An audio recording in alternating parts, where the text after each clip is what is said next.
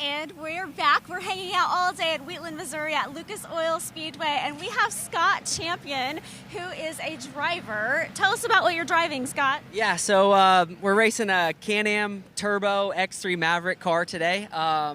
We've been racing in the pro class the last 3 seasons, so yeah, this year is first time to Lucas Oil Speedway, and looking forward to racing.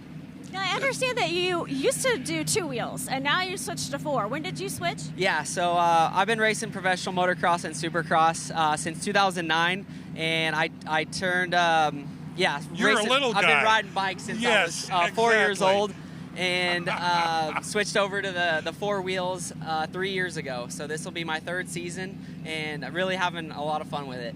What's your mindset? How did that change?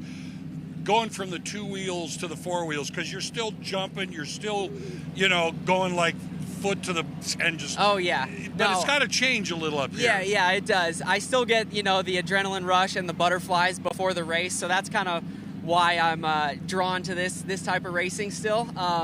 But yeah, you get the butterflies, and it's a lot transfers over from the 2 wheels as well. Definitely a lot more work for these cars other than the 2 wheels. So this is like 4 dirt bikes kind of put into one is how I would explain it. But yeah, the motorcycles, lots of injuries, lots of setbacks. Where this, the worst thing that usually happens is we break the car up and we have to go home on a trailer. But I'm loving it.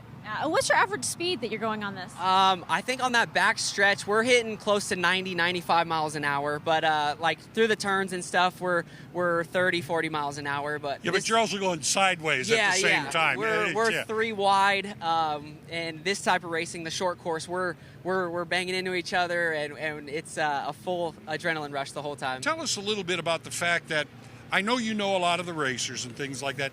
The athleticism of all the people who get behind these wheels. Yeah. Oh yeah, no. I mean, this side of it, you don't have to be like a triathlete, like a supercross rider, but the mental side of this and the strategy and the car setup is everything in these 4 wheels. Mm-hmm. Yeah, I think you'd have to think really quickly at going 90, 95 miles an hour.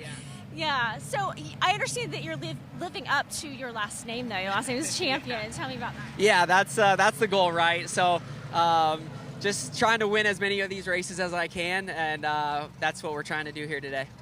Yeah, what is it? Now, you mentioned strategy, things like that. So many times I hear people say, well, I've got a plan. Yeah. Is it like war? It changes as soon as the foot goes to the floor? And you kind of you've got to be able to look ahead and change everything? Yeah. So every race is obviously different, but you try to put yourself in those positions that, the best position possible to have a good race, right? But if you're in the back, you have to be patient with it. You can't override it or over push the car, because once you start doing that, then sometimes, most of the time, you don't finish the race. Yeah, you don't want to break anything. No. That's half the battle with car these. or you. You just don't want to break. Exactly. Keeping these Can-Ams together is half the battle. What's the most challenging part of all of this? Geez, the prep on the cars is a lot that I've had to learn.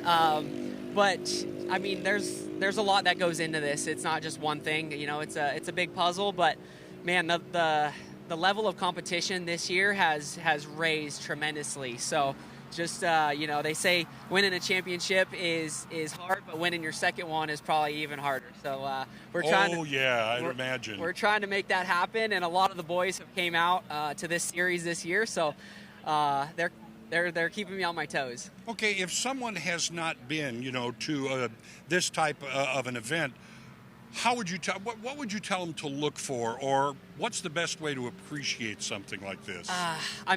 Just coming to a different track. I've been studying this track ever since I got here. Just seeing where the lines develop and where's good to go, where's not to go, what the dirt surface is doing. So just kind of studying everything from the very start to the finish of the race, and all the different obstacles. We have a whoop section, so if you're getting kicked in that or swap sideways, you got to go back to the pit and maybe do a little adjustment on that. So just trying to make the race situation as best as possible. Do you have a big pit crew? I have one of my main mechanics who we do all the work during the week, and he's actually here racing, so we kind of support each other. I wear the headset and I get to watch him, but when I get out there, he's just watching me the whole time and making sure the car stays together. It's a team, and you have to have someone who knows how to wrench. Yes. He's he definitely takes care of that part of it, because I know how to ride them fast and break them sometimes, but he's always there to kind of pick up the missing pieces. That's part of your job. Yeah. It takes a crew to do this sport, especially. Are you getting to know some of the other drivers? Do you see them all over the place? Yeah, lots of new drivers that I've met over the last 2 years. And then, this year brought a lot of the pro level racers as well. So learning from those guys who have been doing it for, 15 or so years, I learn a lot from them. Always pick something up. Oh, Scott, thanks a so lot much. for stopping It's so with nice us. to meet you.